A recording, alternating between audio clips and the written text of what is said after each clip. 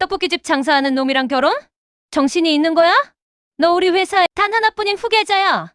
대기업 회장인 현숙의 차가운 목소리가 대저택을 얼어붙게 만들었습니다. 엄마는 사람을 조건으로만 봐요? 그 사람이 얼마나 좋은 사람인지는 중요하지 않아요? 딸 지윤의 목소리가 떨렸습니다. 눈물이 볼을 타고 흘러내렸죠.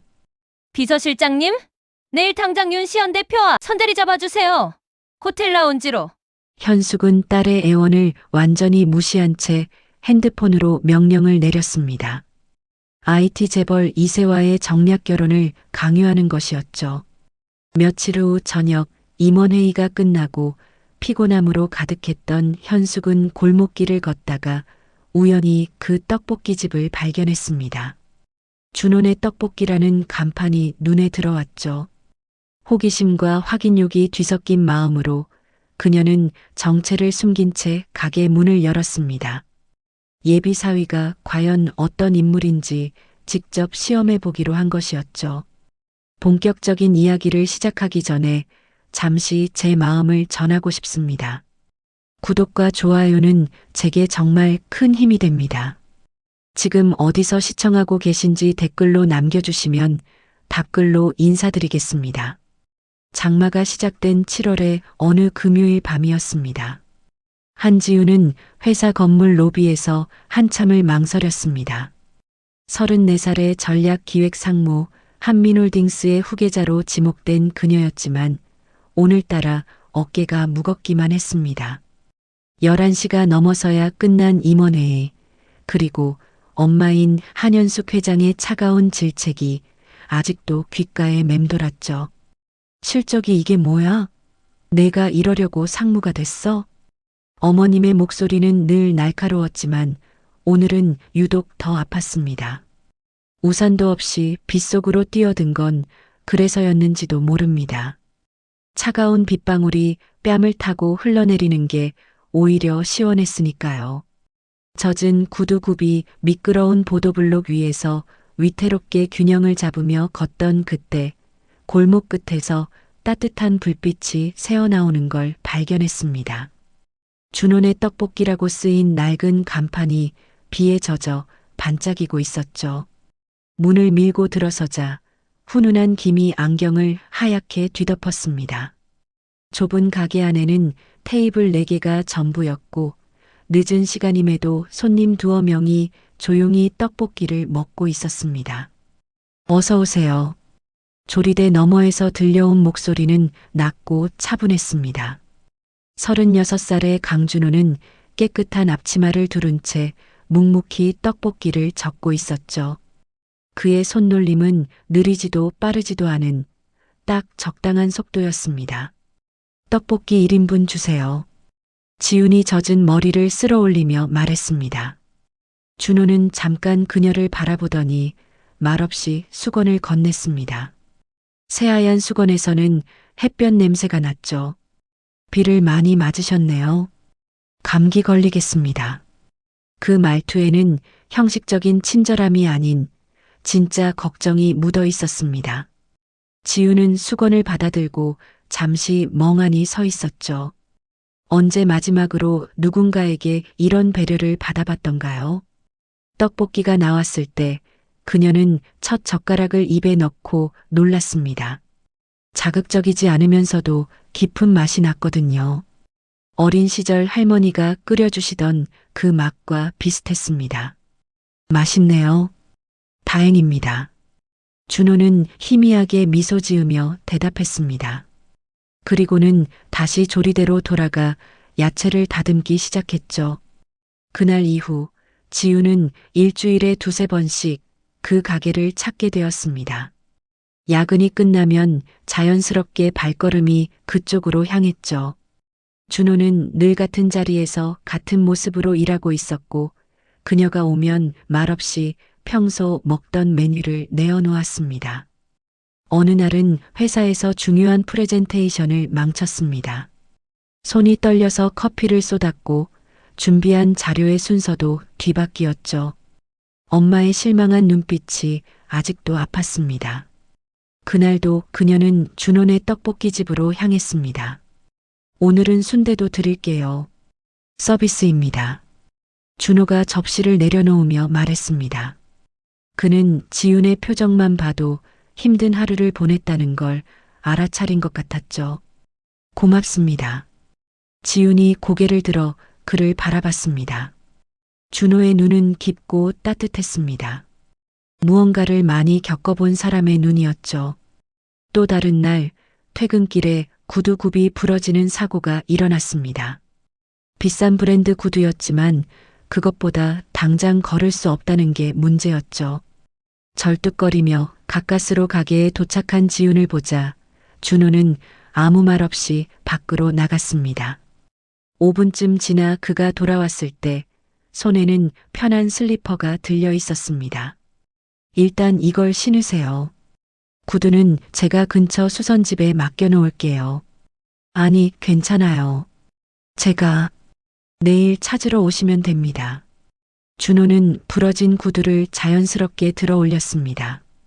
그의 손은 거칠었지만 움직임은 조심스러웠죠. 지우는 그 모습을 보며 가슴 한구석이 따뜻해지는 걸 느꼈습니다. 다음 날 저녁 구두를 찾으러 온 지우는 깜짝 놀랐습니다. 구두가 새 것처럼 깨끗하게 수선되어 있었거든요. 굽도 단단하게 고정되어 있었고 가죽도 반짝반짝 광이 나도록 닦여 있었습니다. 얼마예요? 수선비는 제가 이미 냈습니다. 단골이시니까요. 준호가 담담하게 말했습니다.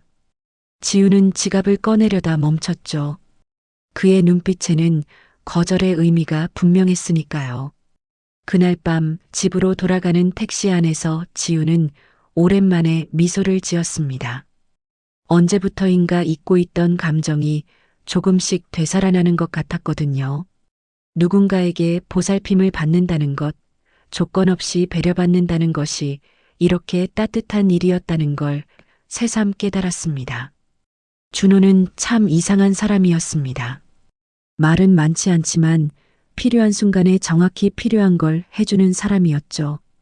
비 오는 날엔 수건을, 힘든 날엔 위로의 순대를, 곤란한 순간엔 도움의 손길을 내밀었습니다. 시간이 흐르면서 지우는 준호에 대해 조금씩 알게 되었습니다. 그가 새벽 5시에 일어나 직접 재료를 준비한다는 것, 형편이 어려운 손님에게는 양을 더 많이 준다는 것, 매주 토요일에는 동네 어르신들을 위해 무료로 음식을 나눈다는 것을요. 한 번은 학생 손님이 돈이 모자라 당황하는 모습을 봤습니다. 준호는 아무렇지 않게 다음에 오실 때 주세요라고 말하며 떡볶이를 내주었죠. 학생이 나간 후 그는 조용히 자기 지갑에서 돈을 꺼내 계산대에 넣었습니다. 왜 그렇게까지 하세요? 지훈이 물었습니다. 준호는 잠시 손을 멈추고 창밖을 바라봤죠. 저도 어려운 시절이 있었거든요. 그때 도와주신 분들이 계셨고요. 그의 목소리에는 깊은 그리움이 묻어 있었습니다. 지우는 더 묻지 않았습니다. 각자에게는 쉽게 꺼낼 수 없는 이야기가 있는 법이니까요. 어느새 계절이 바뀌고 있었습니다. 장마가 끝나고 뜨거운 여름이 찾아왔죠. 하지만 준호네 떡볶이집은 여전히 그 자리에서 따뜻한 불빛을 내뿜고 있었습니다. 지우는 이제 그곳이 단순한 떡볶이집이 아니라는 걸 알았습니다. 지친 영혼들이 잠시 쉬어가는 안식처, 차가운 도시에서 온기를 나누는 작은 쉼터였죠. 그리고 그녀 자신도 모르는 사이에 준호라는 사람에게 마음이 기울고 있었습니다. 그의 거칠지만 따뜻한 손, 말은 없지만 모든 걸 이해하는 듯한 눈빛, 누구에게나 공평하게 베푸는 넉넉한 마음에 조금씩 끌리고 있었던 거죠. 하지만 지우는 그 마음을 아직 정리하지 못했습니다. 한민홀딩스의 후계자와 작은 떡볶이집 사장, 그 간격은 너무나 컸으니까요. 엄마인 한현숙 회장이 이 사실을 알게 된다면 어떤 일이 벌어질지 상상만으로도 두려웠습니다. 그럼에도 그녀는 오늘도 준호네 떡볶이집으로 향합니다. 그곳에서만 느낄 수 있는 편안함과 따뜻함을 포기할 수 없었으니까요. 가을이 깊어가던 10월의 어느 토요일 오후였습니다. 지훈과 준호는 처음으로 가게가 아닌 곳에서 만났습니다. 전통시장 골목을 함께 걷자는 준호의 제안이었죠. 평소와 다른 캐주얼한 옷차림의 지훈을 본 준호는 잠시 놀란 표정을 지었습니다. 편한 모습도 잘 어울리시네요. 회사에서만 정장을 입어서요. 사실 이런 게 더 편해요. 두 사람은 나란히 시장 골목을 걸었습니다.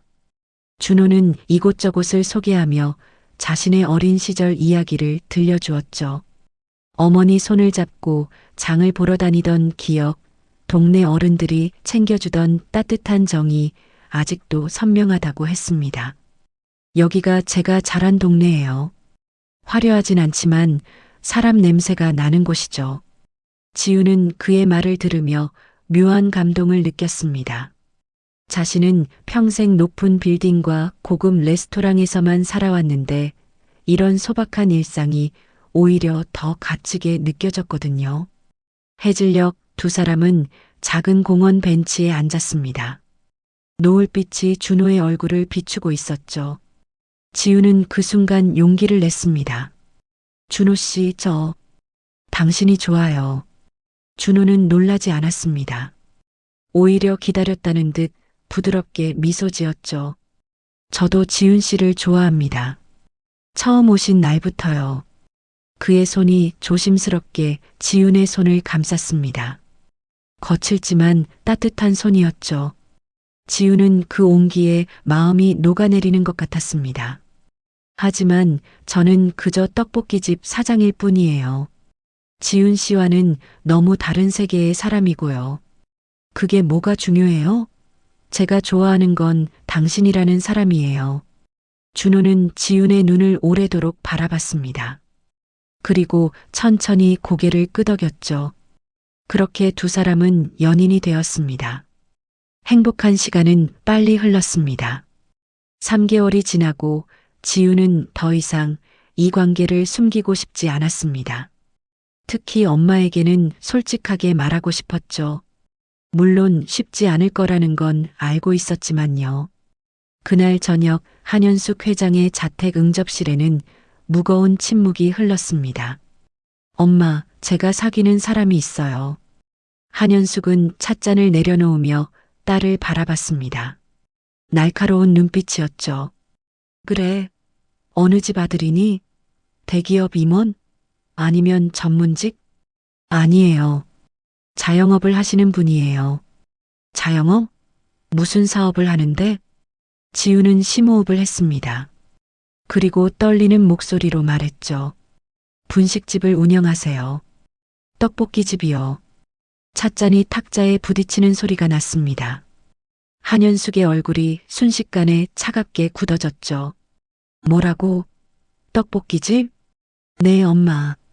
정말 좋은 사람이에요. 성실하고 따뜻하고. 당장 끊어. 한현숙의 목소리가 응접실을 가득 채웠습니다.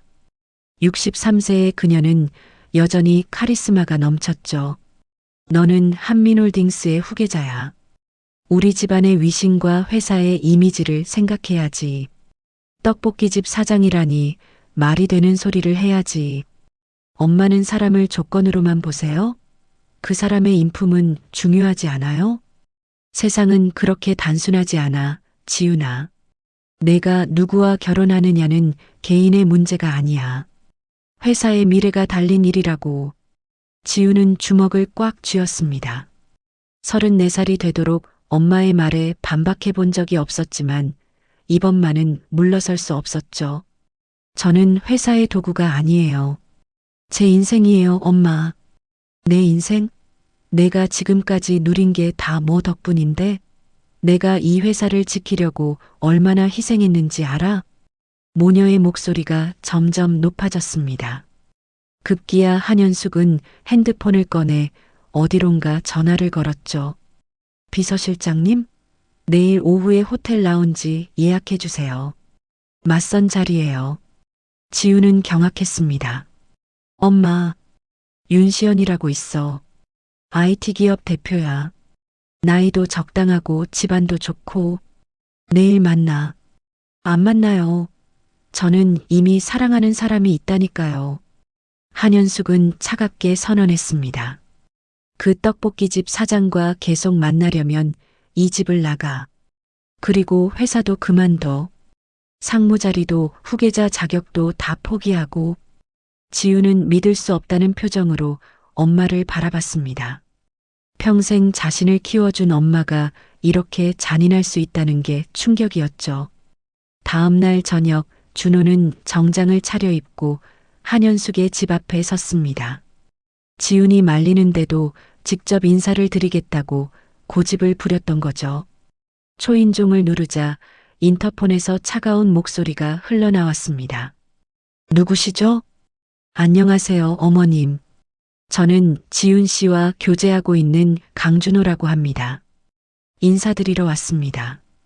긴 침묵이 흐른 뒤 한현숙의 목소리가 들렸습니다. 돌아가세요. 만날 일 없습니다. 어머님, 잠시만이라도. 경비실에 연락해서 내보내라고 할 테니 곱게 돌아가시죠. 인터폰이 끊겼습니다. 준호는 한참을 그 자리에 서 있었죠. 그때 지훈이 달려나왔습니다. 눈가가 빨갛게 충혈되어 있었죠. 미안해요. 정말 미안해요. 우리 엄마가. 괜찮아요. 이해해요. 준호는 지훈을 안아주었습니다. 하지만 그의 눈빛에도 상처가 스쳐 지나갔죠. 그날 밤 한현숙은 서재에서 늦도록 서류를 검토했습니다. 하지만 집중이 되지 않았죠. 딸의 울먹이던 목소리가 계속 귓가에 맴돌았습니다. 내가 너무했나? 잠시 그런 생각이 들었지만 이내 고개를 저었습니다. 자신은 옳은 일을 하고 있다고, 딸의 미래를 위한 일이라고 스스로를 다독였죠. 창밖으로 서울의 야경이 반짝이고 있었습니다. 한현숙은 그 불빛들을 바라보며 죽은 남편을 떠올렸습니다. 여보, 내가 잘하고 있는 거 맞죠? 우리 딸 지훈이를 위해서라면. 하지만 대답은 없었습니다. 오직 차가운 밤바람만이 창문을 두드릴 뿐이었죠. 한편 지훈은 준호의 가게에서 소주를 마시고 있었습니다. 눈물이 계속 흘렀지만 닦을 생각도 하지 못했죠. 제가 포기하면 안 될까요? 엄마 말대로 우리가 너무 다른 세계 사람인 것 같아요. 준호는 지훈의 손을 잡았습니다. 포기하고 싶으시면 해도 됩니다. 저는 이해해요. 하지만 전 지훈 씨를 쉽게 포기할 수 없을 것 같아요. 처음으로 진심으로 사랑하는 사람이니까요. 지훈은 그 말에 다시 눈물이 쏟아졌습니다. 이렇게 자신을 사랑해주는 사람을 어떻게 포기할 수 있을까요? 다음 날 한현숙은 약속대로 호텔 라운지에서 윤시연을 만났습니다. 40대 초반의 그는 세련된 매너와 뛰어난 외모를 가진 남자였죠. 지훈 양은 오늘 못 온다고 들었습니다만 바쁜 일이 있어서요. 대신 제가 먼저 만나보고 싶었습니다. 윤시연은 미소를 지었습니다. 계산적인 미소였죠. 좋습니다. 저도 한민홀딩스와의 관계를 돈독히 하고 싶었거든요. 결혼이 성사된다면 시너지 효과가 클 것 같습니다. 한현숙은 만족스러운 표정을 지었습니다. 역시 이런 사람이 사위감이었죠. 하지만 마음 한구석에서는 알 수 없는 공허함이 느껴졌습니다. 며칠이 지난 화요일 오후 한민홀딩스 임원회의실은 팽팽한 긴장감으로 가득했습니다. 회장님, 이번 분기 실적이 예상보다 저조합니다. 주주들의 불만이 커지고 있습니다. 최상도 전무의 목소리에는 은근한 비난이 섞여 있었습니다. 63세의 한현숙 회장은 차분하게 서류를 넘기며 대답했죠. 일시적인 현상입니다. 내년 상반기에는 회복될 겁니다. 그때까지 주주들이 기다려줄까요? 솔직히 말씀드리면. 최 전무는 잠시 말을 멈추더니 의미심장한 표정으로 말을 이었습니다. 회장님도 이제 연세가 있으시니 젊은 피를 수혈할 때가 되지 않았나 싶습니다. 특히 지윤 상무의 결혼 문제도 회사 이미지와 직결되는 사안이고요. 한현숙의 눈빛이 차갑게 변했습니다. 하지만 최 전무는 아랑곳하지 않고 계속했죠. 윤시연 대표와의 결합은 우리 회사에도 큰 도움이 될 겁니다. 그런데 들리는 소문으로는 지윤 상무가 어떤 평범한 자영업자와 그만하시죠. 한현숙이 단호하게 말했습니다. 하지만 다른 임원들의 시선에서도 비슷한 생각을 읽을 수 있었죠. 그들은 모두 그녀가 늙어가고 있다고, 판단력이 흐려지고 있다고 생각하는 것 같았습니다. 회의가 끝난 후 한현숙은 혼자 회장실에 앉아 있었습니다. 거울에 비친 자신의 모습이 낯설게 느껴졌죠. 언제부터 이렇게 주름이 늘었을까요? 남편이 세상을 떠난 지 10년, 그동안 회사를 지키느라 자신을 돌볼 시간도 없었습니다. 여보, 나 너무 지쳤어요. 텅 빈 사무실에서 그녀는 작게 중얼거렸습니다. 죽은 남편에게 하는 말이었죠. 퇴근 시간 한현숙은 운전기사에게 먼저 가라고 한 뒤 혼자 걷기 시작했습니다. 머리를 식히고 싶었거든요. 평소와 다른 골목길로 들어서다가 문득 눈에 익은 간판을 발견했습니다. 준혼의 떡볶이. 지훈이 자주 언급했던 그 가게였습니다. 한현숙은 잠시 망설이다가 호기심 반 확인 차원 반으로 가게 문을 열었습니다. 비싼 정장 차림이 눈에 띌까봐 재킷을 벗고 목에 둘렀던 스카프도 가방에 넣었죠. 최대한 평범한 손님처럼 보이려고 노력했습니다. 어서 오세요. 카운터 너머에서 준호가 인사했습니다. 한현숙은 그를 처음 제대로 보는 순간 약간 놀랐죠. 생각보다 단정하고 차분한 인상이었거든요. 떡볶이 1인분 주세요. 한현숙이 작은 목소리로 주문했습니다. 준호는 특별히 그녀를 주목하지 않고 자연스럽게 요리를 시작했죠. 가게 안을 둘러보니 소박하지만 깨끗했습니다.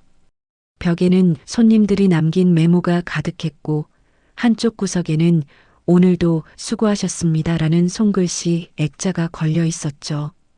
떡볶이가 나왔을 때 한현숙은 조심스럽게 한 입 먹어봤습니다. 그리고 놀랐죠. 고급 레스토랑의 요리와는 다른 소박하지만 정성이 느껴지는 맛이었습니다. 그때 한 젊은 직장인이 들어왔습니다. 지친 표정이 역력했죠. 아저씨, 오늘도 늦게까지 고생 많으셨죠? 준호가 먼저 말을 걸었습니다. 에이, 뭐려. 아저씨야말로 매일 늦게까지 가게 하시잖아요. 젊은 사람이 고생이 많아요. 오늘은 순대 서비스로 드릴게요. 아, 아저씨. 맨날 이러시면 괜찮아요. 보기 좋은 게 먹기도 좋다고 젊은 사람들이 잘 먹는 거 보면 저도 기분이 좋거든요. 한현숙은 그 대화를 들으며 묘한 감정을 느꼈습니다. 저런 작은 배려와 관심 언제 마지막으로 받아봤던가요? 그때 또 다른 손님이 들어왔습니다.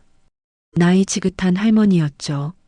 준호는 할머니를 보자마자 자리에서 일어나 부축했습니다. 어머님, 오늘은 무릎은 좀 어떠세요? 좀 나아졌어. 내가 사준 파스가 좋더라. 다행이네요. 오늘은 국물 많이 드릴 테니 따뜻하게 드시고 가세요. 할머니가 돈을 내려 하자 준호가 손사래를 쳤습니다. 오늘은 제가 드리는 거예요. 어머님 생신 지나신 거 축하 선물이에요. 아이고, 이 사람아. 그게 벌써 한 달 전 일인데. 한 달이면 어때요? 마음이 중요한 거죠. 한현숙은 그 모습을 보며 가슴 한편이 따뜻해지는 걸 느꼈습니다. 동시에 부끄러움도 밀려왔죠.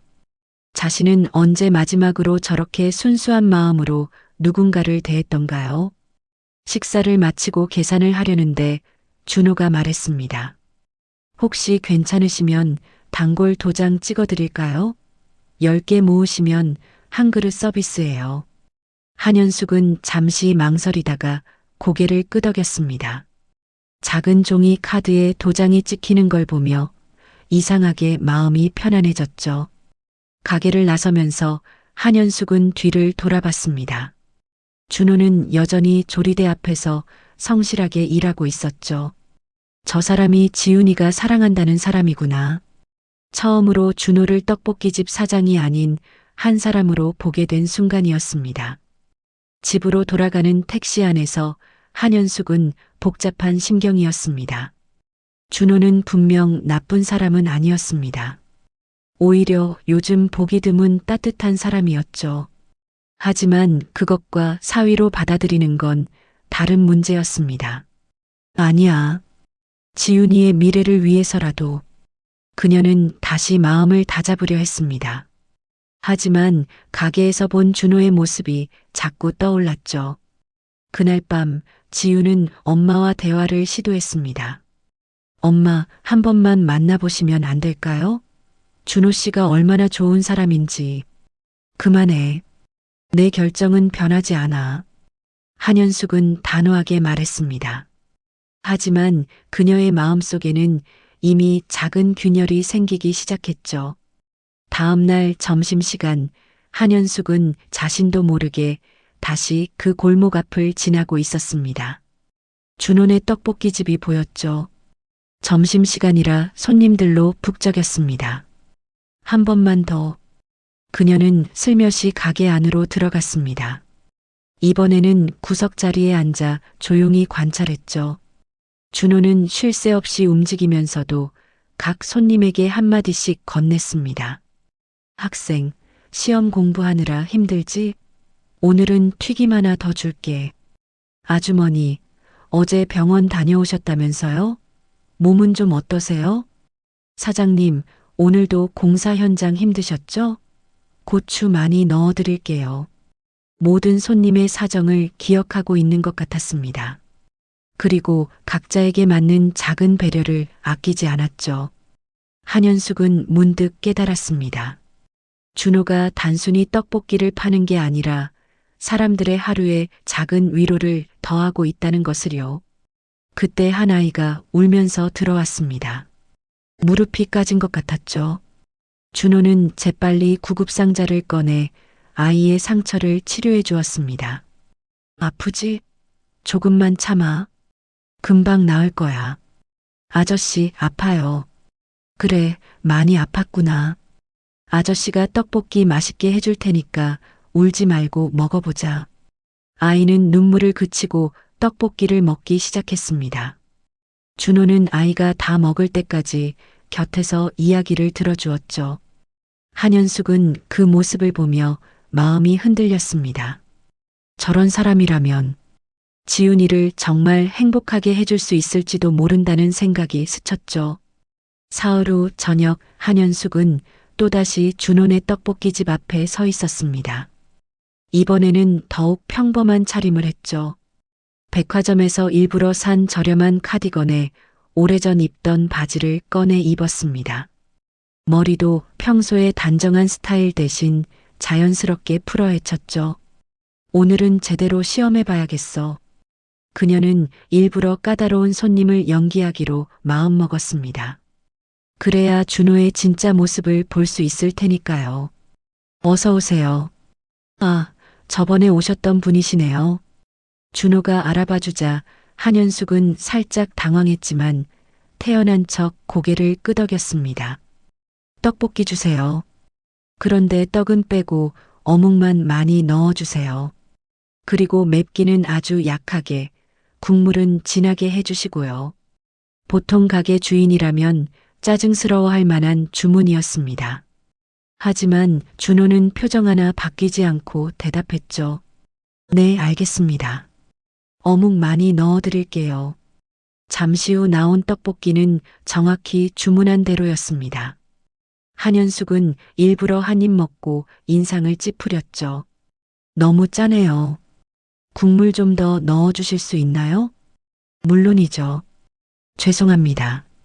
준호는 즉시 국물을 더 부어주었습니다.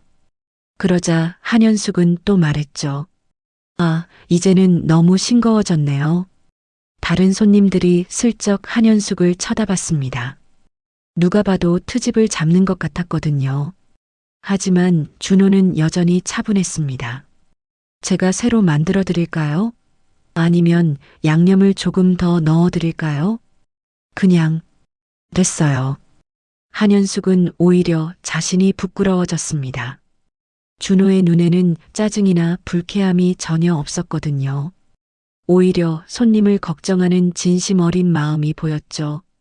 그때 옆 테이블에 앉아있던 중년 남성이 말을 걸었습니다. 아주머니, 여기 사장님은 정말 좋은 분이에요. 제가 3년째 다니는데 한 번도 짜증낸 거 못 봤어요. 그래요?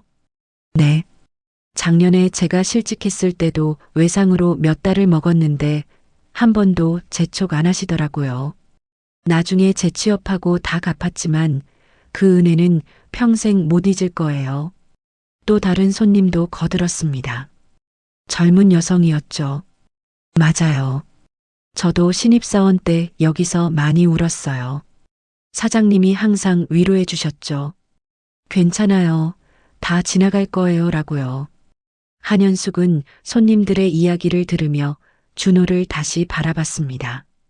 그는 조리대 앞에서 묵묵히 야채를 다듬고 있었죠. 칭찬을 듣는데도 쑥스러워하는 기색만 보일 뿐이었습니다. 저녁 시간이 깊어가자 손님들이 하나둘 떠났습니다. 한현숙도 자리에서 일어나려는데 문이 열리며 한 노신사가 들어왔습니다. 지팡이를 짚고 있었는데 걸음이 많이 불편해 보였죠. 준호는 즉시 달려가 부축했습니다. 어르신, 오늘도 오셨네요. 무릎은 좀 나아지셨어요? 그저 그래. 자네야말로 매일 늦게까지 일하면서 건강은 챙기나? 저는 젊으니까 괜찮아요. 오늘은 제가 특별히 어르신 좋아하시는 순대 준비했어요. 노신사가 자리에 앉자 준호는 정성스럽게 음식을 차려냈습니다. 순대뿐만 아니라 간과 머리고기까지 푸짐하게 담겨 있었죠. 이렇게 많이 주면 어떡해. 내가 돈이 없는 것도 아니고 어르신이 잘 드시는 게 제일 기쁜 일이에요. 건강하셔야죠. 한현숙은 그들의 대화를 들으며 마음이 따뜻해졌습니다. 동시에 자신을 돌아보게 됐죠.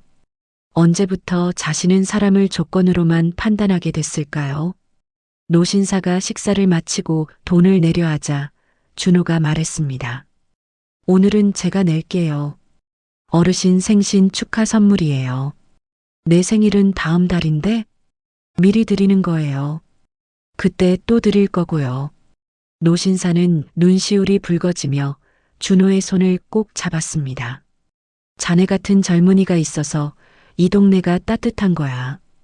고맙네. 노신사가 떠난 후 한현숙은 준호에게 물었습니다. 저렇게 자주 무료로 주시면 장사가 되나요? 준호는 수줍게 웃었습니다. 돈보다 중요한 게 있잖아요. 저분들이 행복해 하시는 모습 보면 저도 기뻐요. 그래도 생활은 하셔야 하지 않나요? 충분해요. 욕심내지 않으면 살만해요. 그리고 준호는 잠시 말을 멈추더니 조용히 덧붙였습니다. 제가 어렸을 때 아버지가 돌아가시고 정말 힘들었거든요. 그때 동네 어른들이 많이 도와주셨어요. 이제는 제가 돌려드릴 차례라고 생각해요. 한현숙은 그 말에 가슴이 찡해졌습니다. 자신도 남편을 잃고 얼마나 힘들었는지 떠올랐거든요. 하지만 그녀에게는 돈과 권력이 있었죠. 준호는 아무것도 없이 그 시간을 견뎌냈을 겁니다. 아버님이 일찍 돌아가셨군요. 네. 20살 때였어요. 공장에서 사고가 났거든요. 준호의 목소리에는 오래된 아픔이 묻어 있었습니다. 한현숙은 더 묻지 않았습니다. 각자의 상처는 쉽게 꺼낼 수 없는 법이니까요. 가게를 나서며 한현숙은 복잡한 심경이었습니다. 준호는 생각보다 훨씬 깊이 있는 사람이었죠. 겉모습은 평범한 떡볶이집 사장이지만 그 안에는 따뜻한 마음과 단단한 신념이 있었습니다. 집으로 돌아가는 길, 그녀는 계속 고민했습니다. 이런 사람이라면 정말 지훈이를 행복하게 해줄 수 있을까? 하지만 여전히 현실의 벽은 높았습니다.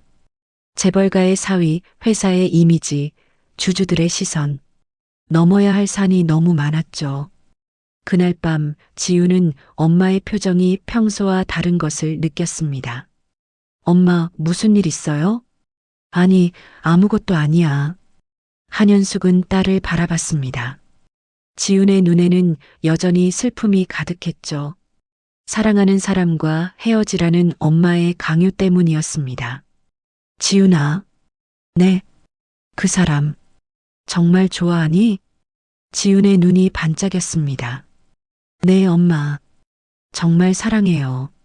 준호 씨는 제가 만난 사람 중 가장 따뜻하고 진실한 사람이에요.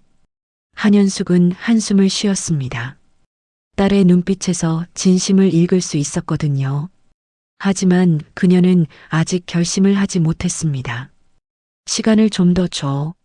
생각해 볼게. 엄마. 지우는 놀라서 엄마를 바라봤습니다. 완강하게 거부하던 엄마가 처음으로 여지를 남긴 것이었거든요. 한현숙은 딸의 기대에 찬 눈빛이 부담스러웠습니다. 하지만 이미 마음속에서는 작은 변화가 시작되고 있었죠. 토요일 오전 11시, 한현숙은 또다시 그 골목을 지나고 있었습니다. 이번엔 우연이 아니었죠. 의도적으로 시간을 내서 온 것이었습니다. 준호라는 사람을 더 알고 싶다는 호기심이 그녀를 이끌었거든요. 그런데 가게 앞 풍경이 평소와 달랐습니다. 문 앞에 사람들이 줄을 서 있었죠. 학생부터 노인까지 다양한 연령대의 사람들이 조용히 기다리고 있었습니다. 뭐지? 무슨 행사라도 하나? 한현숙이 궁금해하며 다가가자 줄 끝에 서 있던 할머니가 친절하게 설명해 주었습니다. 처음 오셨나 봐요? 토요일은 준호가 어려운 이웃들한테 무료로 떡볶이 나눠주는 날이에요. 무료로요?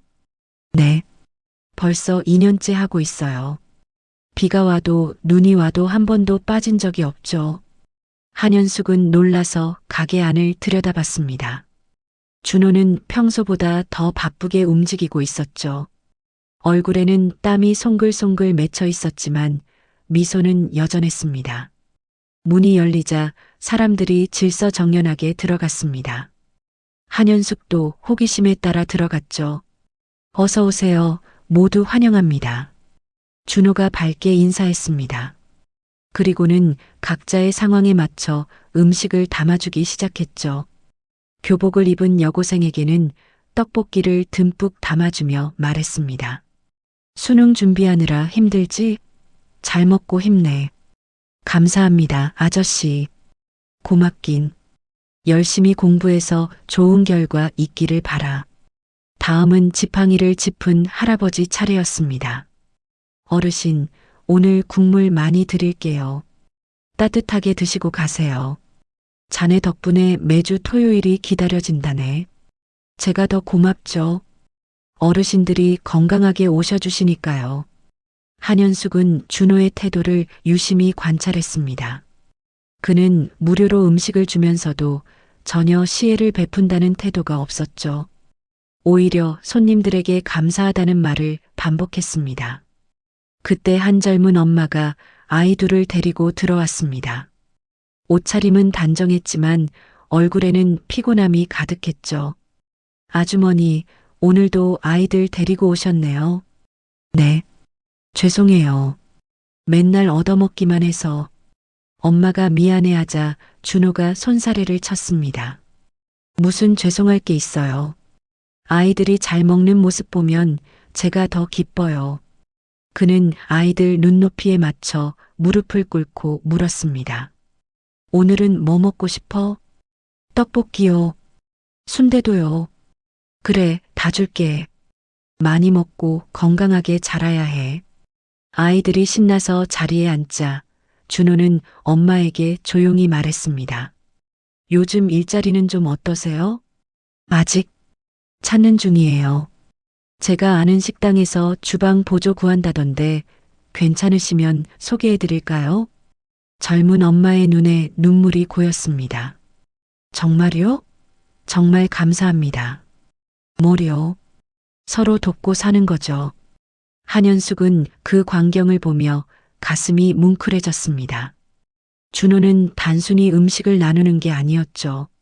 사람들의 삶을 함께 나누고 있었습니다. 1시간쯤 지나자 대부분의 사람들이 식사를 마쳤습니다. 그런데 아직 들어오지 못하고 밖에서 망설이는 남자가 있었죠. 낡은 작업복을 입은 중년 남성이었습니다. 준호가 밖으로 나가 그를 불렀습니다. 아저씨, 들어오세요. 아직 음식 많이 남았어요. 아니, 나는 돈도 없고 오늘은 무료 나눔의 날이에요. 편하게 들어오세요. 남자가 머뭇거리자 준호가 그의 팔을 가볍게 잡았습니다. 일하시느라 배고프셨죠? 따뜻한 거 드시고 가세요. 남자는 결국 들어와 구석자리에 앉았습니다. 준호는 그에게 떡볶이와 순대를 푸짐하게 담아주었죠. 남자는 눈물을 훔치며 음식을 먹기 시작했습니다. 감사합니다. 정말 감사합니다. 천천히 드세요. 더 필요하시면 말씀하시고요. 한현숙은 문득 깨달았습니다. 준호가 주는 건 음식이 아니라 존엄이었다는 것을. 그는 어려운 사람들을 불쌍히 여기는 대신 한 인간으로서 존중하고 있었죠. 점심시간이 끝나갈 무렵 동네 아이들이 우르르 들어왔습니다. 아저씨, 우리 왔어요. 그래, 기다리고 있었어. 준호는 아이들을 위해 특별히 준비한 간식을 꺼냈습니다. 떡볶이뿐만 아니라 김밥과 튀김도 있었죠. 와, 김밥이다. 튀김도 있어. 아이들이 신나하자 준호도 함께 웃었습니다. 그 모습이 마치 동네 삼촌처럼 자연스러웠죠. 한 아이가 물었습니다. 아저씨, 왜 맨날 공짜로 주세요? 준호는 아이의 머리를 쓰다듬으며 대답했습니다. 아저씨도 어렸을 때 어려웠거든. 그때 동네 어른들이 많이 도와주셨어. 이제는 아저씨가 그 마음을 전달하는 거야. 그럼 저도 나중에 커서 아저씨처럼 될게요. 그래, 멋진 어른이 되렴. 한현숙은 그 대화를 들으며 마음이 흔들렸습니다. 준호는 단순히 선행을 하는 게 아니었죠. 다음 세대에게 나눔의 가치를 전하고 있었습니다. 오후 2시가 되자 무료 나눔 행사가 끝났습니다. 준호는 지친 기색이 역력했지만 얼굴에는 여전히 미소가 있었죠. 가게를 정리하던 그가 한현숙을 발견했습니다. 아, 손님. 오늘은 무료 나눔이라 일반 영업은 아니에요. 구경하러 왔어요. 대단한 일을 하시네요. 준호는 쑥스럽게 웃었습니다. 대단한 건 아니에요. 그냥 제가 할 수 있는 일을 하는 거죠. 매주 이렇게 하시면 손해가 크지 않나요? 돈으로 계산하면 손해죠. 하지만 삶은 돈으로만 계산할 수 없잖아요. 그는 창밖을 바라보며 말을 이었습니다. 아까 울면서 떡볶이 드시던 아저씨, 일자리 소개받고 기뻐하던 젊은 엄마, 신나하던 아이들.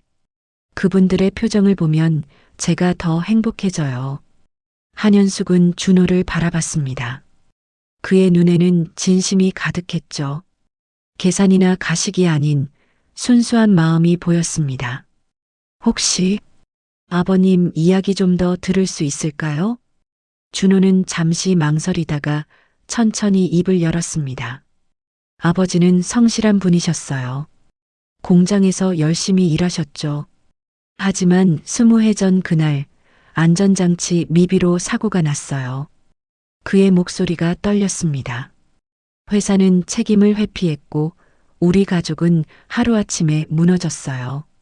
어머니는 충격으로 쓰러지셨고 저는 대학을 포기해야 했죠.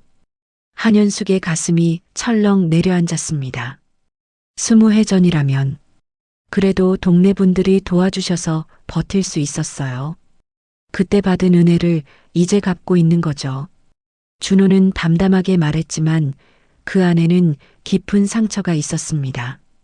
한현숙은 알 수 없는 불안감에 휩싸였죠. 그 회사가 어디였나요? 큰 대기업이었어요.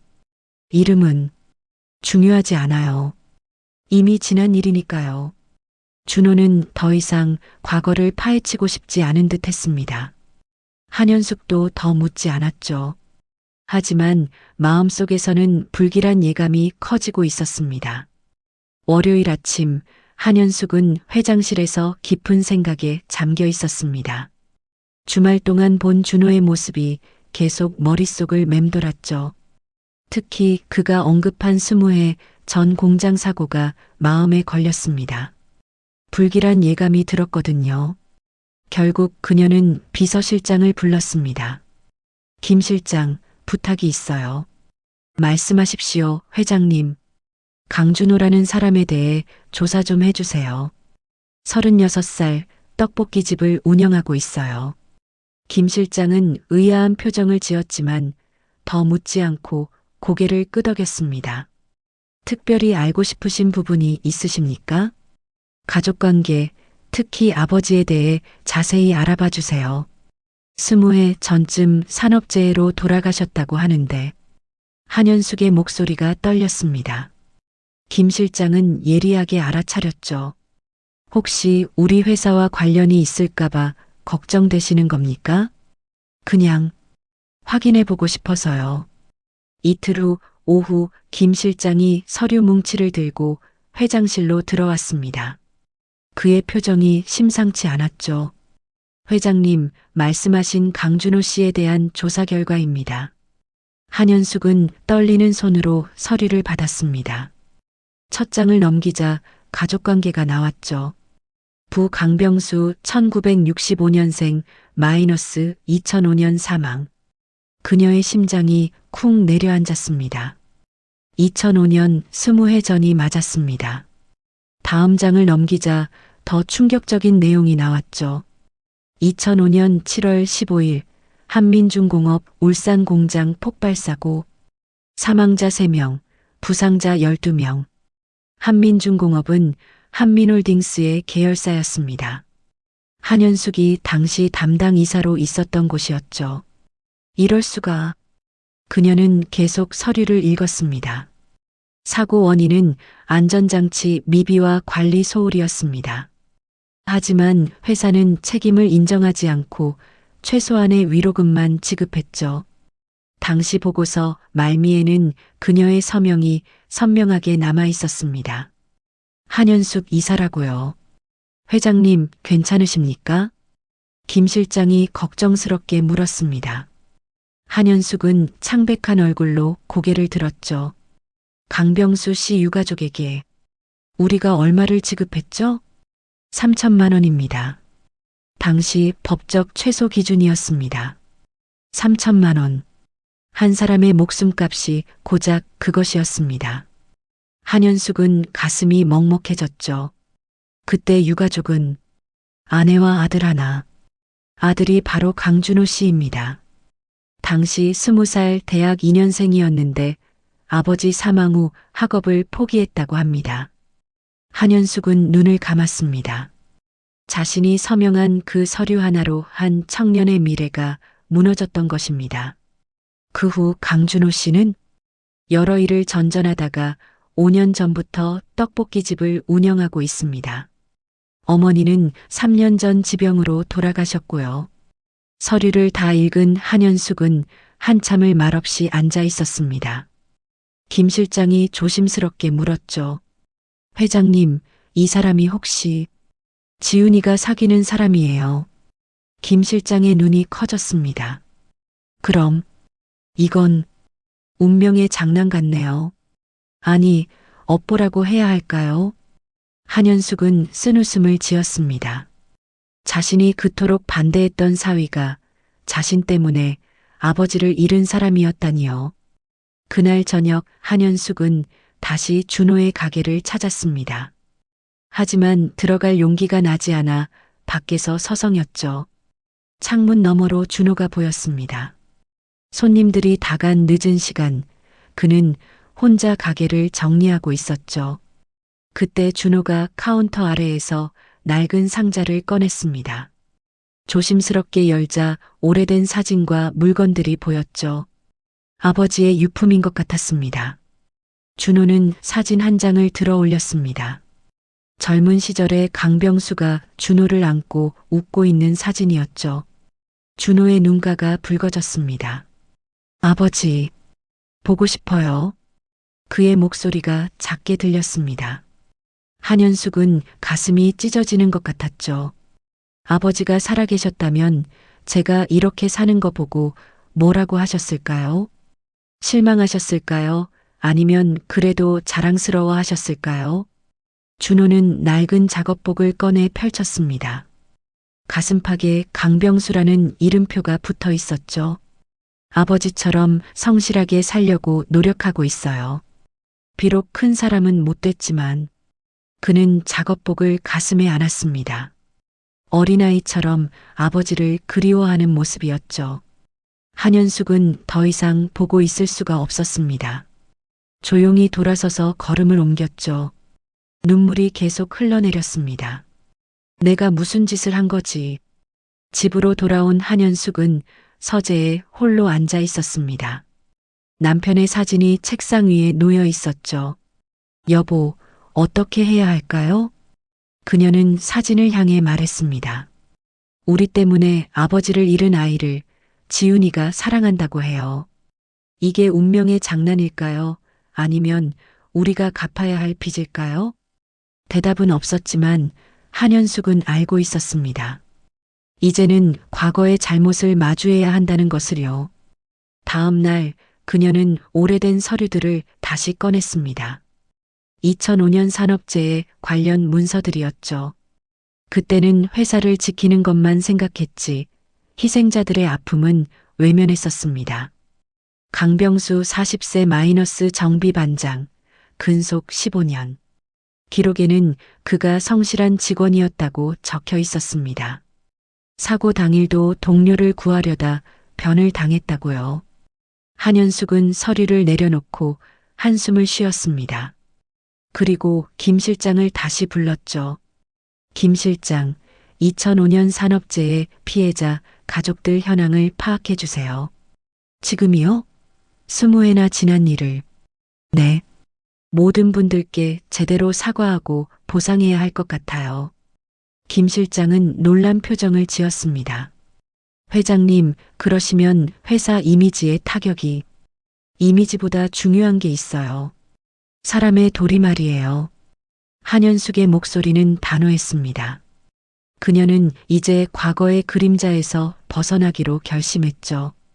그날 밤 지훈이 걱정스러운 표정으로 엄마를 찾아왔습니다. 엄마, 요즘 안색이 안 좋아요.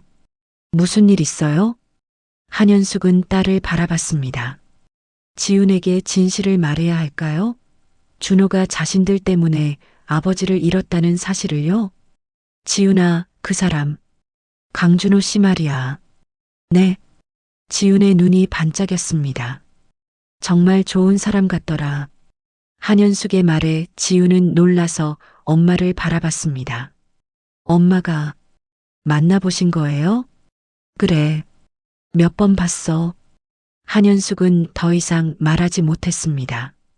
진실은 너무 무거웠고 아직은 용기가 나지 않았거든요.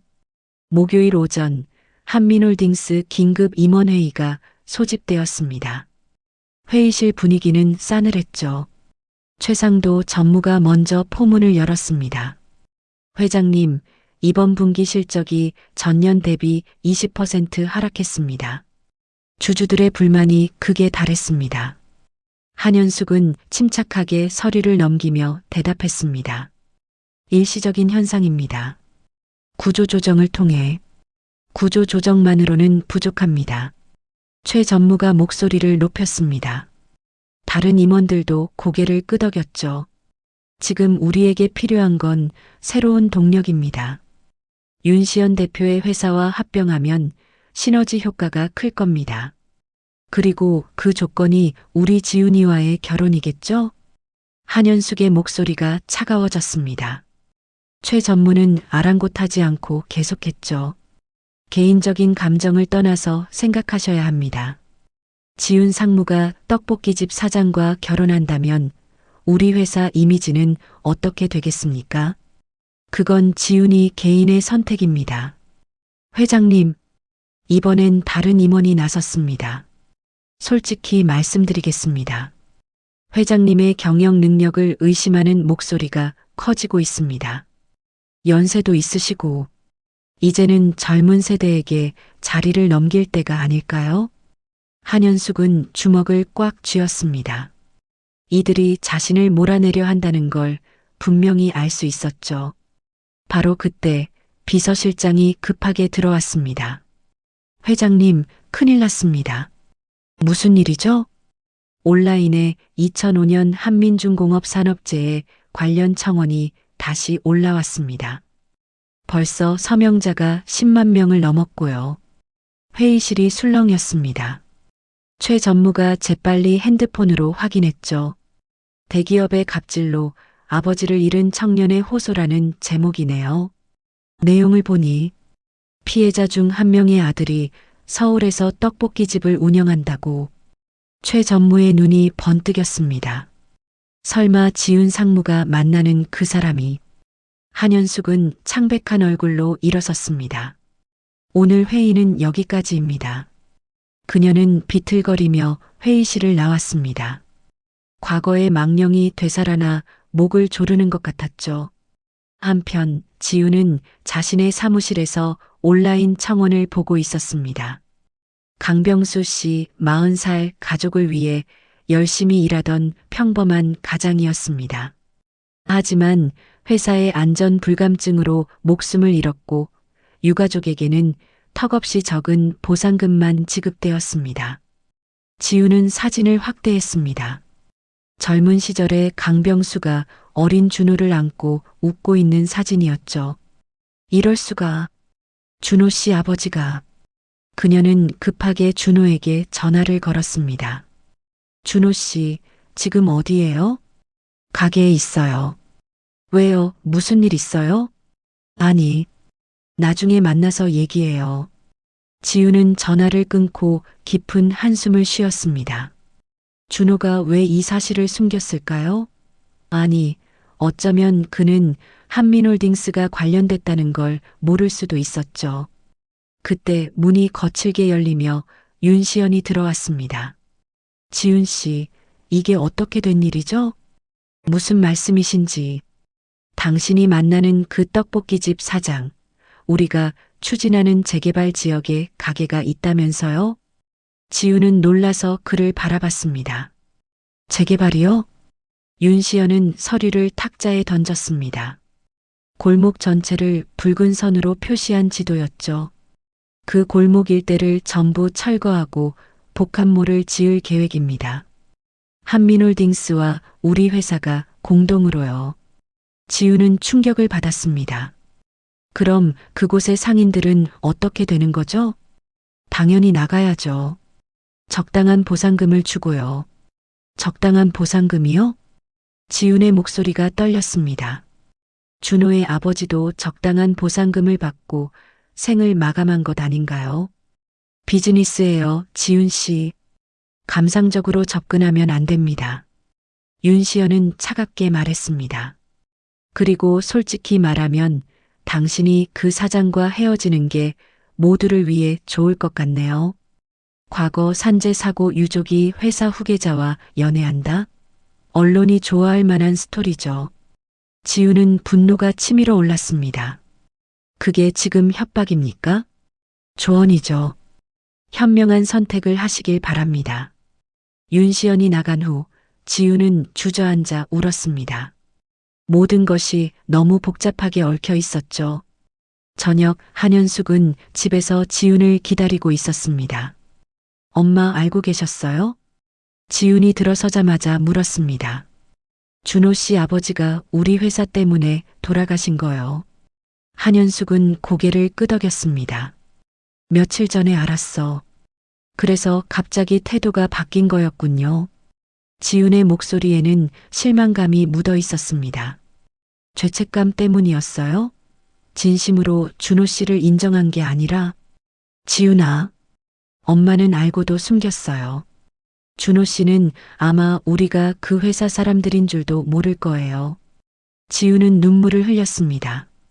어떻게 해야 해요, 엄마? 우리가 그의 아버지를 죽인 회사 사람들인데 어떻게 사랑한다고 말해요? 한현숙도 대답할 수 없었습니다.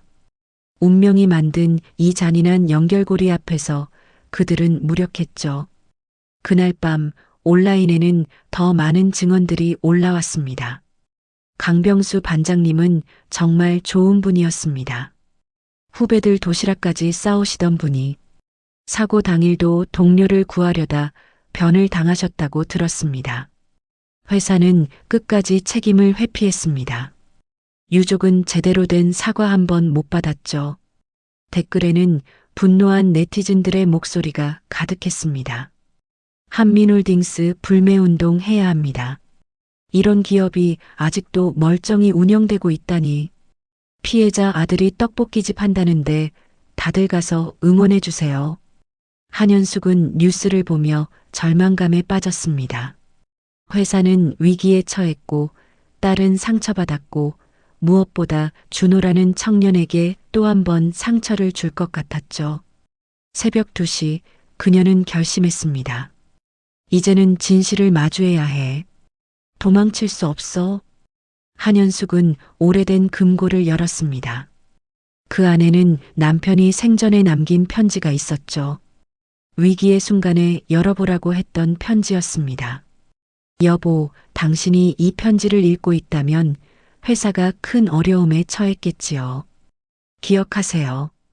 기업의 가치는 이익이 아니라 사람에게 있습니다. 용기를 내어 옳은 일을 하세요. 한현숙은 편지를 가슴에 안았습니다. 이제 무엇을 해야 할지 알 것 같았죠. 금요일 오후 한민홀딩스 회의실에서 재개발 프로젝트 발표가 진행되었습니다. 윤시연이 직접 프레젠테이션을 주도했죠. 대형 스크린에 골목 일대의 조감도가 떠올랐습니다. 이 지역을 완전히 새롭게 탈바꿈시킬 계획입니다. 150층 규모의 주상복합 건물과 대형 쇼핑몰이 들어섭니다. 화려한 미래 도시의 모습이 스크린을 채웠습니다.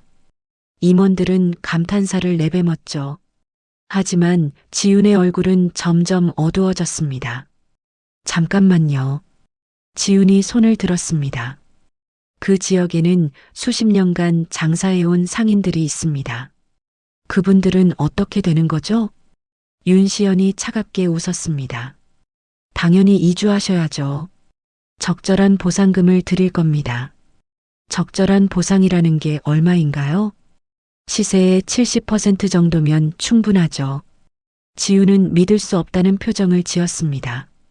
그 돈으로 어디에서 다시 시작하란 말입니까? 대부분 나이 든 분들인데 그건 우리가 고려할 사항이 아닙니다. 윤시연의 목소리는 단호했습니다.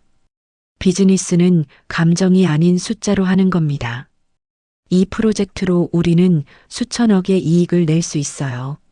최상도 전무가 거들었습니다. 맞습니다. 게다가 그 골목은 어차피 낙후된 지역이에요. 재개발이 오히려 도시 발전에 도움이 됩니다. 지훈은 주먹을 꽉 쥐었습니다.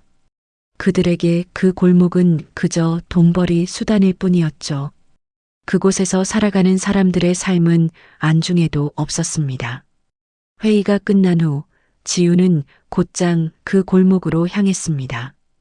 금요일 저녁의 골목은 활기가 넘쳤습니다. 퇴근하는 직장인들, 장을 보는 주부들, 놀이터에서 뛰노는 아이들, 모두가 일상을 살아가고 있었죠. 지훈은 준호의 가게 앞에 섰습니다. 안에서는 준호가 여전히 성실하게 일하고 있었죠. 그의 미소는 변함없이 따뜻했습니다. 이 모든 게 사라진다니. 그때 옆가게 미용실에서 오말자 할머니가 나왔습니다. 어머, 지훈 씨 아니에요? 준호 여자친구시죠? 아, 네. 안녕하세요. 호호, 준호가 복도 많지. 이렇게 예쁜 아가씨를 만나다니. 오말자 할머니는 68세였지만 여전히 활력이 넘쳤습니다. 근데 요즘 이상한 소문이 돌더라고요. 여기 재개발된다고. 지우는 가슴이 철렁했습니다. 그런 소문이 있나요? 네.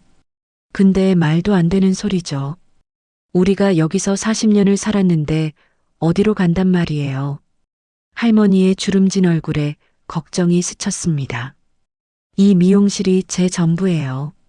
남편이 죽고 혼자 아들 둘 키운 곳이라고요. 여기 단골 손님들이 다 제 가족이나 다름없는데. 지우는 할머니의 손을 잡았습니다. 거칠지만 따뜻한 손이었죠. 할머니, 힘내세요. 고마워요, 아가씨. 준호도 참 좋은 사람 만났네. 할머니가 들어간 후 지우는 골목을 천천히 걸었습니다. 세탁소 아저씨는 50년째 같은 자리를 지키고 있었고 문구점 할아버지는 동네 아이들에게 사탕을 나눠주고 있었죠. 모두가 이곳에 뿌리를 내리고 살아가는 사람들이었습니다. 그때 준호가 가게에서 나왔습니다. 지훈 씨, 여기 어떻게? 그냥 보고 싶어서 왔어요. 준호의 얼굴이 환해졌습니다. 저녁 드셨어요? 제가 특별히 맛있는 거 만들어 드릴게요. 두 사람이 가게로 들어가려는데 검은 양복을 입은 남자 둘이 다가왔습니다. 강준호 씨 맞으십니까? 네, 그런데요. 재개발 관련해서 통보드릴 게 있습니다. 남자가 서류를 내밀었습니다. 철거 예정 통지서라고 적혀 있었죠. 이게 뭡니까? 준호의 표정이 굳어졌습니다. 6개월 내에 이 건물을 비우셔야 합니다. 보상금은 감정가의 70%로 책정되었습니다. 6개월이요? 그리고 70%라니 그게 말이 됩니까? 법적으로 문제없는 절차입니다. 이의가 있으시면 소송하셔도 됩니다만 결과는 같을 겁니다. 남자들이 떠난 후 준호는 망연자실한 표정으로 서류를 바라봤습니다. 이럴 수가. 여기가 제 전부인데. 지우는 준호를 안아주고 싶었지만 차마 그럴 수 없었습니다. 이 모든 게 자신의 회사가 벌인 일이라는 죄책감 때문이었죠. 그날 밤 회사 내부 메신저에는 악의적인 소문이 퍼지기 시작했습니다. 지훈 상무가 만나는 남자 알고 보니 회사에 앙심을 품은 산재 유족이래. 일부러 접근한 거 아닐까? 복수하려고. 회사 기밀을 빼돌렸을 수도 있어. 소문의 출처는 분명했습니다. 최상도 전무와 그의 측근들이었죠. 그들은 지훈과 한현숙을 동시에 공격하려 했습니다. 토요일 아침 한현숙의 자택으로 긴급 이사회 소집 통보가 왔습니다. 의제 한현숙 회장 경영 능력 재평가 및 후계자 재검토. 한현숙은 서류를 내려놓고 창밖을 바라봤습니다. 드디어 그들이 본격적으로 움직이기 시작한 것이죠. 그때 지훈이 들어왔습니다. 눈이 퉁퉁 부어 있었죠. 엄마, 어떻게 해요? 준호 씨한테 진실을 말해야 할까요? 지훈아, 그 사람은 아무것도 모르고 있어요. 우리가 그의 아버지를 죽게 한 회사라는 것도, 이제 그의 가게마저 빼앗으려 한다는 것도. 지훈은 흐느꼈습니다. 차라리 모든 걸 털어놓고 용서를 구하고 싶어요. 하지만 그러면 준호 씨가 얼마나 상처받을까요? 한현숙은 딸을 꼭 안아주었습니다. 그리고 결심했죠. 지훈아, 이제 엄마가 모든 걸 바로잡을게. 엄마, 너무 늦었지만 지금이라도 옳은 일을 해야겠어. 한현숙의 눈빛에는 단호함이 있었습니다. 그날 오후 그녀는 변호사를 불렀습니다. 2005년 산업재해 사건을 다시 조사해 주세요. 그리고 피해자들에게 정당한 보상을 할 수 있는 방법을 찾아주세요. 회장님, 그러시면 회사에 큰 타격이. 알고 있어요. 하지만 이제는 정의를 선택할 때예요. 변호사가 나간 후 한현숙은 남편의 사진을 바라봤습니다. 여보, 이제야 당신 말씀을 이해하게 됐어요. 기업의 가치는 사람에게 있다는 것을요. 밖에서는 비가 내리기 시작했습니다. 20해 전 그날처럼 하지만 이번엔 씻김의 비가 되기를 그녀는 기도했죠. 월요일 오전 10시 한민홀딩스 이사회가 시작되었습니다. 회의실에는 무거운 긴장감이 흘렀죠. 이사진 전원이 참석한 가운데 최상도 전무가 먼저 입을 열었습니다. 오늘 안건은 한현숙 회장의 경영 능력 평가입니다. 최근 1년의 사태를 보면 잠깐 한현숙이 손을 들어 제지했습니다. 그녀는 천천히 자리에서 일어섰죠. 제가 먼저 할 말이 있습니다. 모든 시선이 그녀에게 집중되었습니다. 한현숙은 깊은 숨을 들이쉬고 말했습니다. 2005년 한민중공업 울산 공장 폭발 사고를 기억하십니까? 이사들이 술렁였습니다. 최 전무가 당황한 표정으로 물었죠. 갑자기 그 얘기를 왜? 그때 우리는 큰 잘못을 저질렀습니다. 안전관리를 소홀히 했고 사고 후에는 책임을 회피했죠. 한현숙의 목소리는 차분했지만 단호했습니다. 3명이 목숨을 잃었습니다. 그중 한 분이 강병수 씨였죠. 40살 두 아이의 아버지였습니다. 그녀는 서류를 들어 올렸습니다. 우리는 그 유족에게 3천만 원을 주고 입을 막았습니다. 한 사람의 목숨값이 고작 그것이었죠. 회장님, 지금 뭘 하시는 겁니까? 최 전무가 목소리를 높였습니다. 진실을 말하는 겁니다. 너무 늦었지만요. 한현숙은 이사들을 둘러봤습니다. 그리고 지금 우리가 추진하는 재개발 사업, 그 골목에 강병수 씨의 아들이 떡볶이집을 운영하고 있습니다. 회의실이 술렁였습니다. 한현숙은 계속했죠. 우리는 그에게서 아버지를 빼앗았고 이제 삶의 터전마저 빼앗으려 하고 있습니다. 그게 사업과 무슨 상관입니까? 윤시연이 차갑게 말했습니다.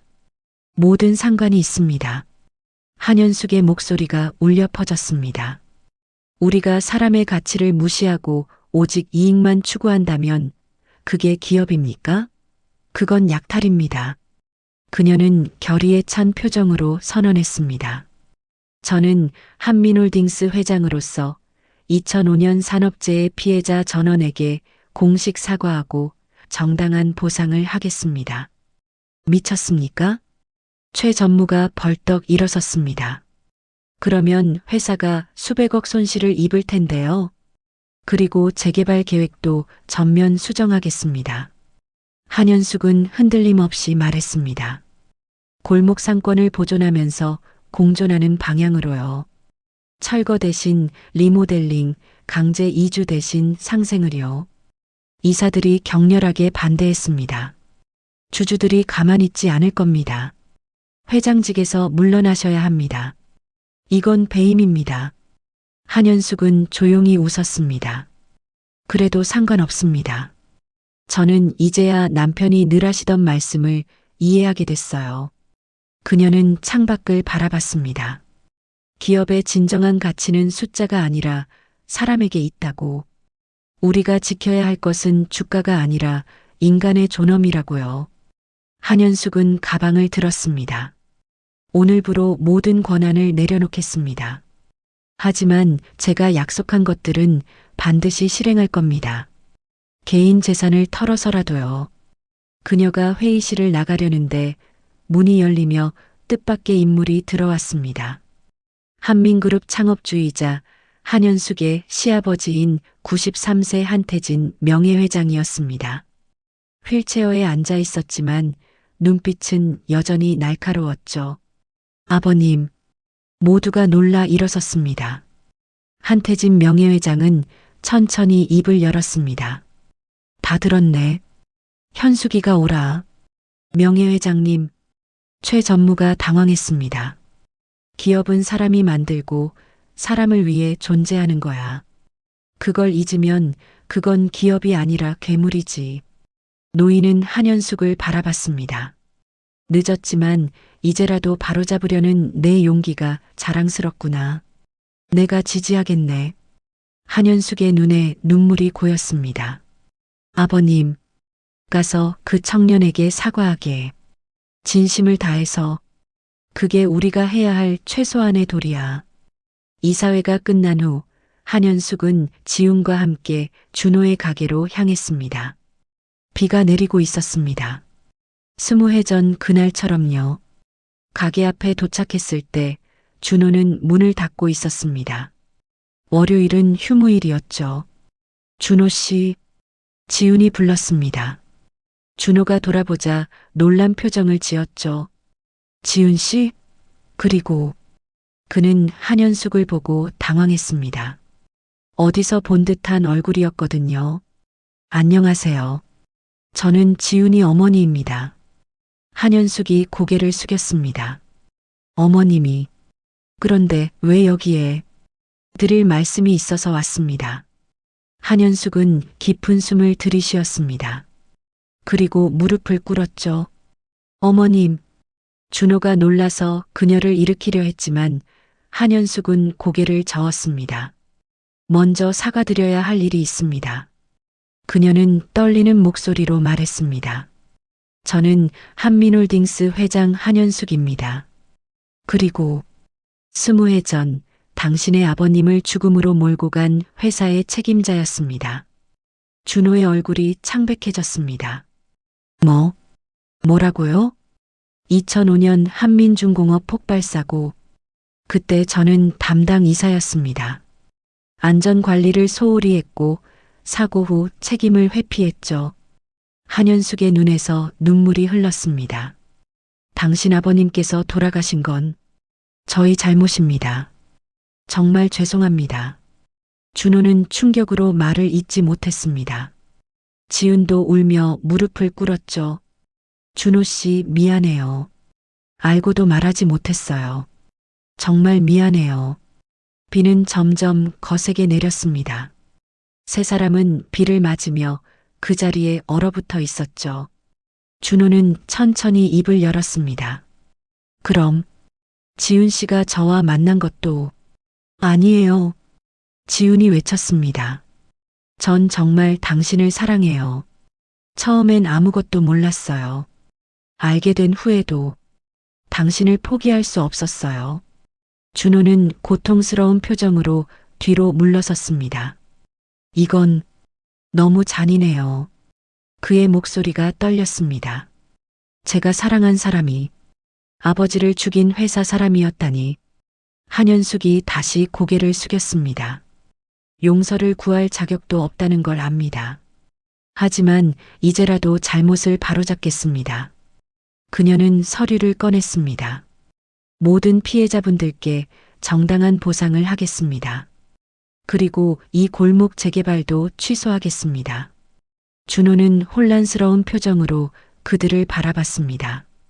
지금 그게 중요한가요? 그는 지훈을 바라봤습니다. 사랑과 배신감이 뒤섞인 눈빛이었죠. 저는 시간이 필요해요. 준호는 돌아섰습니다. 미안하지만 지금은 혼자 있고 싶습니다. 그가 빗속으로 사라지자 지훈은 흐느끼며 주저앉았습니다. 엄마, 우리가 너무 늦었어요. 한현숙은 딸을 안아주었습니다. 빗물인지 눈물인지 분간할 수 없는 물기가 그들의 얼굴을 적셨죠. 석 달이 흘렀습니다. 가을이 깊어가는 11월의 어느 토요일, 골목은 축제 분위기로 가득했습니다. 골목 재생 프로젝트 완공식이라는 현수막이 걸려 있었죠. 한현숙은 작업복 차림으로 페인트를 칠하고 있었습니다. 63세 재벌 회장의 모습은 어디에도 없었죠. 그저 동네 봉사하는 평범한 아주머니처럼 보였습니다. 회장님, 아니 현숙 씨, 이쪽 페인트 다 떨어졌어요. 오말자 할머니가 불렀습니다. 이제 두 사람은 친구가 되어 있었죠. 네, 금방 가져다 드릴게요. 한현숙이 밝게 대답했습니다.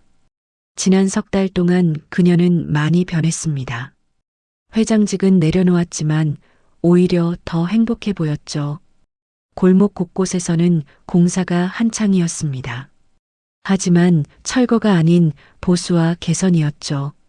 낡은 간판은 새 것으로 교체되고 노후된 시설은 현대식으로 바뀌었지만 골목의 정취는 그대로 살아 있었습니다. 준호의 가게도 리모델링 되었습니다. 더 넓고 쾌적해졌지만 준호네 떡볶이라는 정겨운 이름은 그대로였죠. 준호는 새로 만든 테라스에서 의자를 정리하고 있었습니다. 그의 표정은 평온해 보였죠. 준호야. 지훈이 상자를 들고 들어왔습니다. 그녀도 평상복 차림이었죠. 회사는 그만두고 이제 골목 재생 프로젝트를 이끌고 있었습니다. 무거운데 왜 혼자 들고 와요? 준호가 다가와 상자를 받았습니다. 두 사람의 손이 살짝 닿자 지훈이 수줍게 웃었죠. 석 달 전 그날 준호는 일주일 동안 연락을 끊었습니다. 그 시간 동안 그는 아버지의 산소를 찾아가 오래도록 울었다고 했죠. 그리고 결심했다고 합니다. 미움과 원망 대신 용서와 사랑을 선택하기로요. 아버지가 원하셨을 것 같아요. 용서하고 앞으로 나아가라고. 준호가 다시 나타났을 때 한 말이었습니다. 그날 이후 세 사람은 함께 골목을 살리는 일에 매달렸습니다. 한현숙은 개인 재산 대부분을 털어 산재 피해자들에게 보상했고 골목 재생 기금을 만들었죠. 저기 손님들이 오네요. 누군가 소리쳤습니다. 대형 버스 한 대가 도착했죠. 내린 사람들은 2005년 산재 사고 피해자 가족들이었습니다. 한현숙이 직접 초대한 것이었죠. 그들과 화해하고 함께 새로운 시작을 하기 위해서요. 안녕하세요. 한 중년 여성이 한현숙에게 다가왔습니다. 2005년 사고로 남편을 잃은 분이었죠. 이제야 사과를 받아서 고맙습니다. 여성이 한현숙의 손을 잡았습니다. 남편이 살아있었다면 용서하라고 했을 거예요. 미움을 품고 살기엔 인생이 너무 짧으니까요. 한현숙은 눈물을 흘리며 그 손을 꼭 잡았습니다. 정말 죄송합니다. 그리고 감사합니다. 골목 한가운데에는 작은 기념비가 세워졌습니다. 노동자 추모 공간이었죠. 강병수를 비롯한 산재 희생자들을 기리는 곳이었습니다. 준호는 아버지의 이름이 새겨진 비석 앞에 꽃을 놓았습니다. 아버지, 이제 편히 쉬세요. 그의 옆에는 지훈이 있었고 조금 떨어진 곳에서 한현숙이 지켜보고 있었죠. 오후가 되자 골목은 축제로 변했습니다. 주민들이 준비한 음식을 나누고 아이들은 신나게 뛰어놀았죠. 준호는 여느 때처럼 떡볶이를 만들어 나눠주었습니다. 토요일 무료 봉사는 계속되고 있었죠. 한현숙도 앞치마를 두르고 거들었습니다. 어머님, 이제 제법 솜씨가 늘으셨네요. 준호가 웃으며 말했습니다. 그는 이제 한현숙을 진심으로 어머님이라 부르고 있었죠. 내가 잘 가르쳐줘서지. 한현숙도 편하게 반말을 했습니다. 진짜 가족이 된 것이죠. 해질 무렵 준호가 지훈의 손을 잡고 무대에 올랐습니다. 여러분, 발표할 게 있습니다. 주민들이 주목했습니다. 다음 달 저희가 결혼합니다. 환호성이 터졌습니다. 오말자 할머니가 가장 크게 소리쳤죠. 드디어 언제 결혼하나 했네. 사람들이 박수를 치며 축하했습니다. 한현숙도 눈물을 닦으며 웃었죠. 결혼식은 한 달 후 바로 이 골목에서 열렸습니다. 화려한 호텔 대신 정겨운 골목길, 유명 인사 대신 이웃 주민들이 하객이었죠. 하지만 그 어떤 결혼식보다 따뜻하고 아름다웠습니다. 한태진 명예회장도 휠체어를 타고 참석했습니다. 준호군, 우리 가족이 큰 잘못을 했네. 하지만 자네가 용서해주고 가족이 되어줘서 고맙네. 아닙니다, 할아버님. 저도 가족이 생겨서 행복합니다. 준호가 진심을 담아 말했습니다. 줄에는 동네 최고령자인 95세 할아버지가 섰습니다. 그분은 떨리는 목소리로 말했죠. 사랑은 모든 것을 덮고 모든 것을 용서합니다. 이 두 젊은이가 보여준 것처럼요. 지우는 웨딩드레스 대신 한복을 입었습니다. 준호도 전통 홀레복이었죠. 그들은 서로를 바라보며 미소 지었습니다. 사랑해요. 나도 사랑해요. 두 사람이 손을 잡자 하늘에서 꽃잎이 날렸습니다. 아이들이 지붕 위에서 뿌린 것이었죠. 피로연은 골목 전체가 함께하는 잔치가 되었습니다. 준호가 만든 떡볶이가 메인 메뉴였고 각자 집에서 음식을 가져와 나눴죠. 한현숙은 앞치마를 두른 채 음식을 나르며 행복해했습니다. 이렇게 사는 것도 좋네요. 오말자 할머니가 옆에서 말했습니다. 돈이 전부가 아니라는 걸 이제야 알았어요. 한현숙이 대답했습니다. 밤이 깊어가자 축하객들이 하나둘 돌아갔습니다. 준호와 지우는 가게 테라스에 앉아 골목을 바라봤죠. 고마워요. 용서해줘서. 지훈이 말했습니다. 고맙긴요. 덕분에 저도 자유로워졌어요. 준호가 지훈의 어깨를 감쌌습니다. 아버지가 하늘에서 기뻐하실 것 같아요. 미움 대신 사랑을 선택했으니까요. 한현숙은 멀리서 그들을 바라보며 미소 지었습니다. 남편의 사진을 가슴에 품고 있었죠. 여보, 이제야 제대로 살고 있는 것 같아요. 사람을 먼저 생각하는 삶, 당신이 원하던 그런 삶을요. 1년 후 골목에는 강병수 재단이 만들어졌습니다. 한현숙이 사제를 출연해 만든 것으로 산업재해로 고통받는 가족들을 돕는 재단이었죠. 초대 이사장은 준호가 맡았습니다. 그는 아버지의 이름으로 더 많은 사람을 돕고 싶다고 했죠. 지우는 사회적 기업을 만들어 골목 상권을 지원했습니다. 대기업의 횡포로부터 영세 상인들을 보호하는 일이었죠. 한현숙은 이제 완전히 다른 사람이 되어 있었습니다. 매주 토요일이면 준호네 가게에서 봉사를 하고 평일에는 재단 일을 도왔죠. 어느 날 그녀는 준호에게 말했습니다. 고마워요. 나를 용서해줘서, 그리고 진짜 삶이 뭔지 가르쳐줘서. 저도 감사해요, 어머님. 가족을 만들어주셔서요. 준호가 따뜻하게 대답했습니다. 골목은 이제 상생의 거리로 불렸습니다. 과거의 아픔을 딛고 함께 일어선 사람들의 이야기가 전국적으로 알려졌죠. 많은 사람들이 견학을 왔고 준호네 떡볶이는 명소가 되었습니다. 하지만 준호는 여전히 같은 가격, 같은 마음으로 떡볶이를 만들었죠. 봄이 오고 골목에는 벚꽃이 만개했습니다. 지훈이 준호에게 속삭였습니다. 우리 아기가 생겼어요. 준호의 눈이 기쁨으로 반짝였습니다. 정말? 정말이야? 네. 아버지가 될 거예요. 준호는 지훈을 꼭 안았습니다. 그리고 하늘을 올려다봤죠. 아버지, 손주가 생긴대요. 축복해 주세요. 바람이 불어 벚꽃잎이 날렸습니다. 마치 하늘에서 내리는 축복처럼요. 한현숙은 그 모습을 보며 생각했습니다. 이제야 진짜 가족이 되었구나. 해는 저물어가고 골목에는 따뜻한 불빛이 하나둘 켜졌습니다. 준호네 떡볶이집 간판도 환하게 빛났죠.